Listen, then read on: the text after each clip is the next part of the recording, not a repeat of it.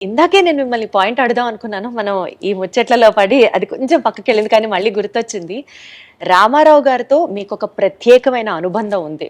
మీరసలు show start చేస్తున్నప్పుడే వాళ్ళ పేర్లు తలుచుకుంటూ స్టార్ట్ చేశారు. మీకు అంత క్లోజ్‌నెస్ ఉన్నప్పుడు వాళ్ళతో రాజకీయాలలోకి మీరు రావాలి అని ఎప్పుడు అనుకోలేదా? ఆ ప్రవేశం గురించి ఎప్పుడు ఆలోచించలేదా? ఏదైనా తెలిసిన పని చేయాలని నా ఉద్దేశం అమ్మా. హ్మ్. థ్యాంక్స్ టు చంద్రబాబు నాయుడు గారు.